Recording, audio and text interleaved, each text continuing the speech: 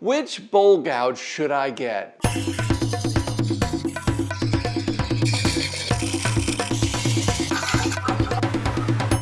Hi, I'm Kent and welcome to Turn a Wood Bowl. I get asked the question, which bowl gouge do I need to get first? Or which bowl gouges do I need? I get this question a lot, and we're going to cover that in this video. You might think it's pretty straightforward, but there's a lot of things to consider, and it should be specific to your needs. Now, along the way, I'm going to share with you how I got my first bowl gouge and some of the things I learned in the process. I'm going to share with you some of the preferences for my bowl gouge, and I'm going to share with you things you don't want to do when purchasing a bowl gouge. So let's dive right in.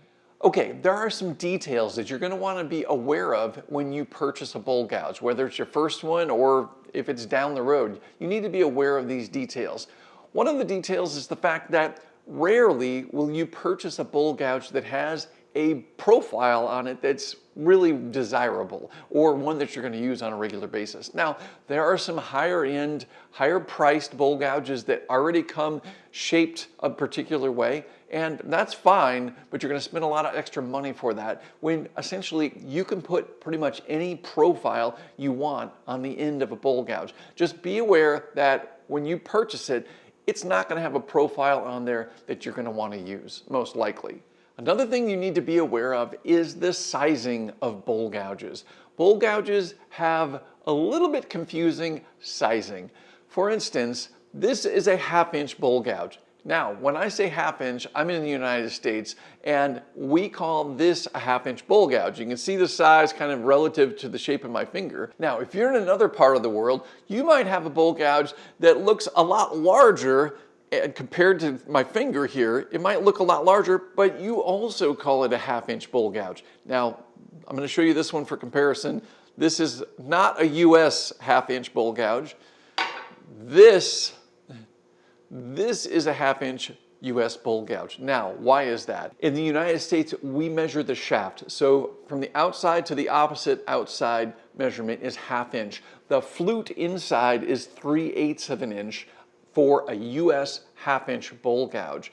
Now, when you get into a larger bowl gouge, the next size up is a 5/8 inch bowl gouge. Again, in the US, because it's 5/8 inch from here to here. The flute on this one is 1/2 inch. That 1/2 inch flute in Europe and some other places around the world, that 1/2 inch is what they use to call this particular bowl gouge a 1/2 inch bowl gouge. In the United States, we call this a 5/8 inch bowl gouge. So you need to be aware of how the gouge that you're purchasing is being measured. You need to know what the flute width is and the shaft width, just so you're aware of what you're purchasing. You might get a gouge that's bigger or smaller than what you expect if you're not aware of that sizing. So you need to know that detail. Another thing that's really important is handle length.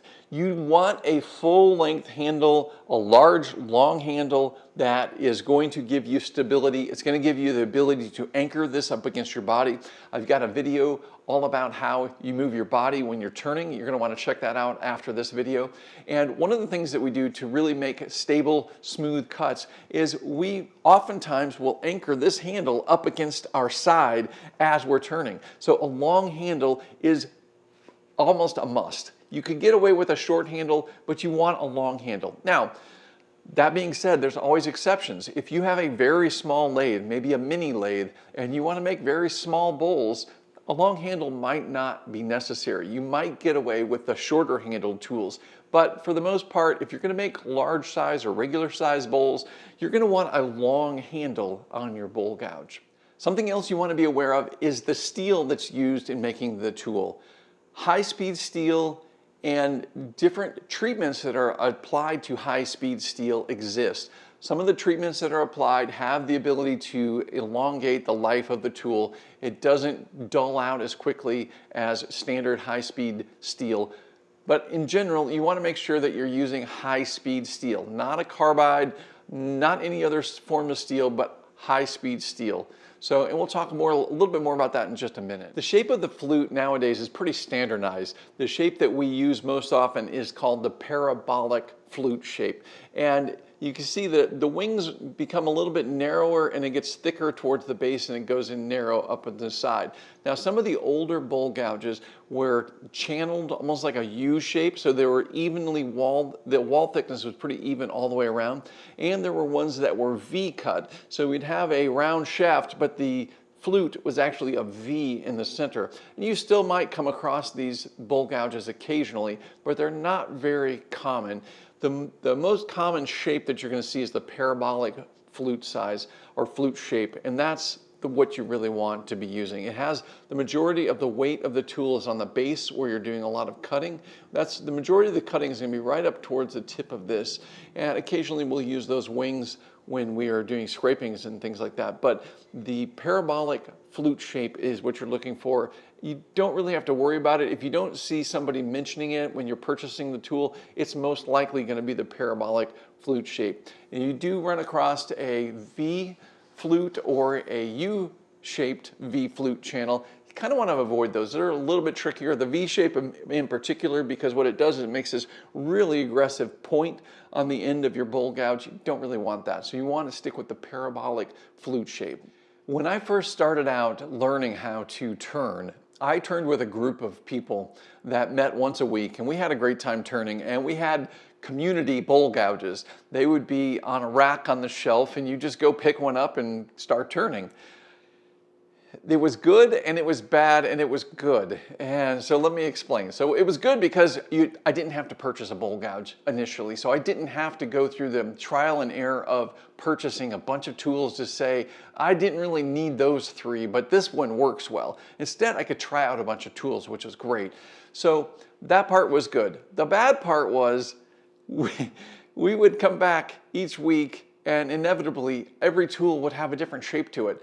The profile, the angle, the bevel angle of the nose of the gouge would be different because somebody else used it and sharpened it differently.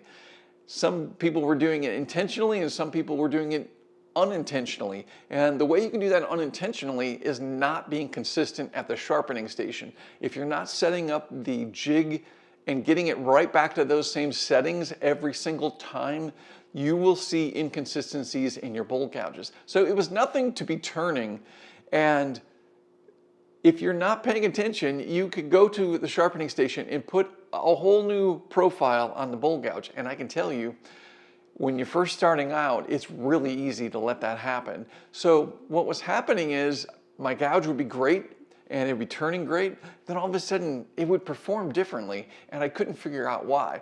Well, that was all good because I learned all of the importance of being consistent.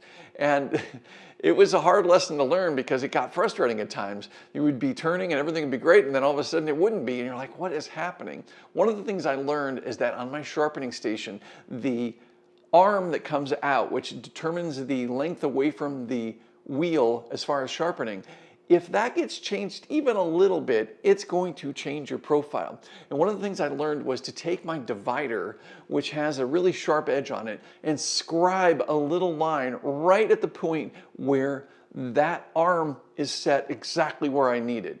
Now, you could do it with marker, you can do it with pencil. Those are going to fade over time. Plus, the marker is usually really wide, and you have to remember which part of that marker mark did I position right next to the line up there. But when you scribe it, it's going to stay there, and it's a really fine line, and it shows me exactly where I need to be to line that up every single time. So that worked out pretty well, and that's a great trick to learn so that you're consistent, especially if you have different profile gouges. Now, what I ended up doing is I purchased my own gouge. We had all of these gouges available, and after using several of them and realizing what I needed, I went and purchased my own gouge, which I brought each week. And that saved a lot of headaches because no longer did I have to come back and guess which one was going to be the closest to what I was turning the last time. I had my own gouge. So long story short, it was good, it was bad, it was good, and then I got my own gouge. And at that point, it was fantastic because I had one gouge. That was my first purchase. The order of which I purchased all of my equipment for turning was a bowl gouge first, my sharpening station second, and my lathe third. Now that was a really fortunate situation because I was able to work with other people's equipment and learn and decide what I really needed and what worked best for me.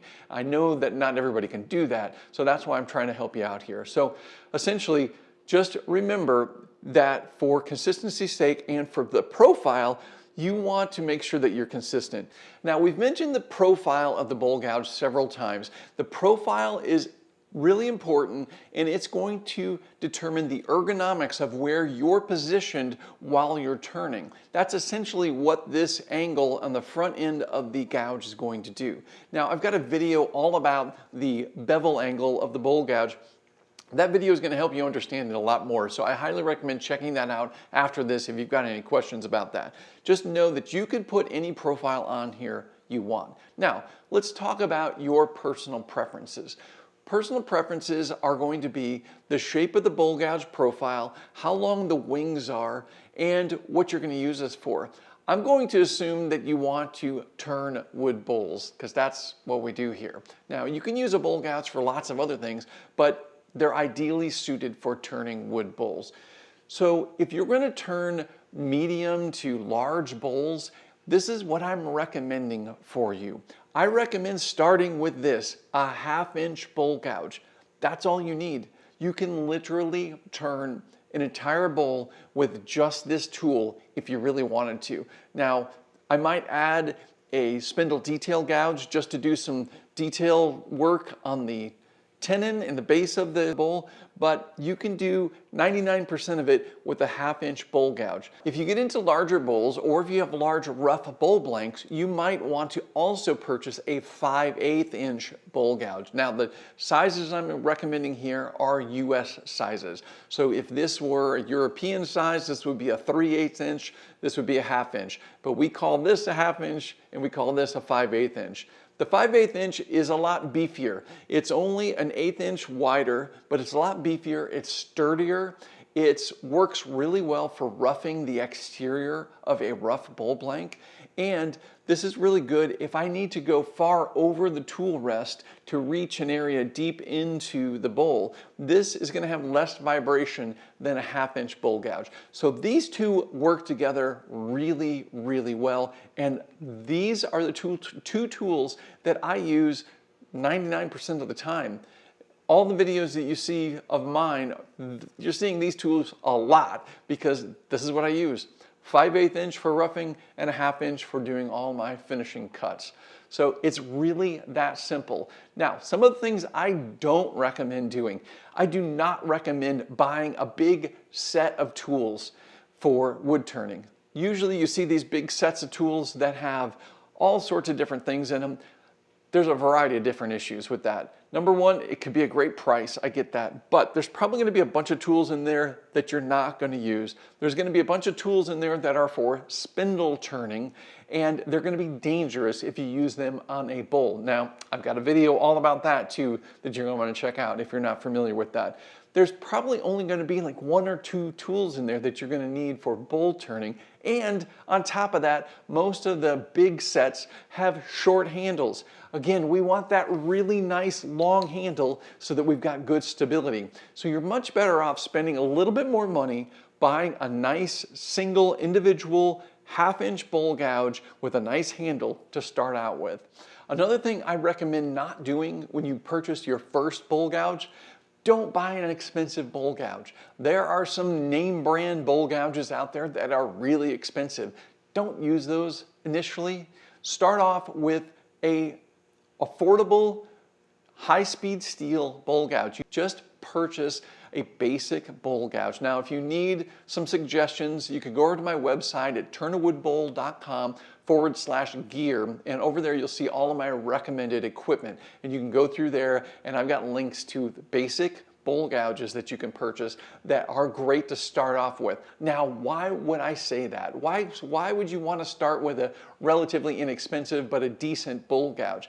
Well, guess what? You're going to be grinding this thing down. You're going to hopefully be experimenting. This is another thing I recommend doing. Experiment with the profile of the bowl gouge. Now, as you well know, I love the 55-degree bevel swept back bowl gouge because it works well for me for a variety of different reasons. This ergonomically gets way down into the bottom of a bowl very well, and it has these great wings for doing shear scraping. You see me shear scrape a lot. It's a great finishing technique for the exterior of a bowl. So I like this. Is this what you need? Well, it could be, but I highly recommend that you experiment and try different profiles. Try a 40-40 grind, try a 45-degree grind, try a variety of different grinds and profiles and see what works best for you.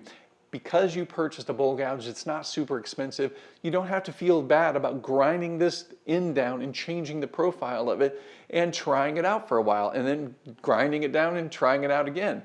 You'll eventually figure out which profile works best for you. It's a great idea to shape your tool in a variety of different ways. Try it and see how it feels when you're turning and see what you like the best. I highly recommend experimenting. Again, that's why you don't want an expensive gouge. It's just like your bowl blanks. I highly recommend using scrap wood to learn how to turn your first bowls. Don't use an expensive bowl blank when you're just trying to figure out how to use your tools. Instead, use something inexpensive and then later move up to that. So when you get to the point where you say, okay, I do like the 55-degree bevel swept back bowl gouge, or if you like a different profile, then you might say to yourself, well, guess what? I'm going to purchase that really nice, relatively expensive bowl gouge that I saw, and I'm going to go ahead and shape it the way I like it. The other cool thing is that if you are in my tool sharpening and shaping course online, I go in through all the details of how to shape the bowl gouge and come up with all these different profiles. I take you through step by step of how to do each one of these profiles, how to shape it and how to sharpen it on a regular basis. So you're going to want to check out my tool sharpening course if you haven't already. Another thing to keep in mind is when you wear down a tool, this is a 1/2-inch bowl gouge that only has a little bit of flute left. When you wear a tool down like this, don't get rid of it. You can take this high-speed steel, this can be ground down to create a shape. You can turn this into a scraper. You can turn this into another tool that can be used for a variety of different things. So you don't have to get rid of these gouges once you've worn them down like you see here. So to recap, the 1/2-inch bowl gouge is the way to go. You can do so much with a 1/2-inch bowl gouge. I highly recommend using a 5/8-inch bowl gouge with the same exact profile. When you have the same profile on all your tools, by the way, it makes it really easy over at the sharpening station. So you're not trying to change around the jigs and do a bunch of different things. So you have those two profiles, 1/2-inch and 5/8-inch. Now, if you would like, if you're doing deeper turnings where the inside of the bowl is deeper and this 55-degree bevel swept back bowl gouge isn't quite getting down into those deeper bowls, you might also want to take another 5/8-inch bowl gouge and create a micro bevel. Now, a micro bevel bowl gouge could be anywhere from 60 to 65 to 70 degrees on that cutting angle. And that's great for putting it straight into the turning and picking up that cutting edge and getting a nice, clean, bevel-supported cut deep into a bowl. Now, these are used very seldomly, the micro bevel, but it's a great tool to have on hand if you need it. I've got a video all about the micro bevel. You can check it out here. And I also show you how to shape this in the tool sharpening course. So you might want to check that out. Essentially, you can do a ton of work with these two tools, the 1/2-inch and the 5/8-inch. You can add the 5/8-inch, or you could even go up to a 3/4 inch if you wanted on the micro bevel. The reason you want to use a heavier bowl gouge for a micro bevel is typically it gets extended way over that tool rest, and the thicker steel gives you more stability. There's less vibration that occurs down here when you have that thicker steel. You're also going to want to apply a lot of down pressure on the tools into the tool rest so it's supported so you don't get this vibrating. Remember, if your tool's vibrating at all, you're going to get tool marks and you're going to have patterns all over your bowl. You don't want that. So this would be an option, but the cool thing about this is even if you purchased 3 bowl gouges and a spindle detail gouge, you're covered. So it's worth spending the money to get good quality individual tools versus a big set. I highly recommend going that route. So hopefully this answers your question about which bowl gouge do I need to get. If this did answer your question, or if you have other questions about bowl gouges, leave those in the comments below. And while you're down there, click that like button, please. I greatly appreciate that. And make sure you're subscribing if you're not already subscribing. Also, be sure to check out my website, turnawoodbowl.com. Over there, I've got courses that teach you everything you need to know about turning wood bowls. So check that out over at turnawoodbowl.com. All right, guys, as always, thank you so much for watching. And until next time, happy turning.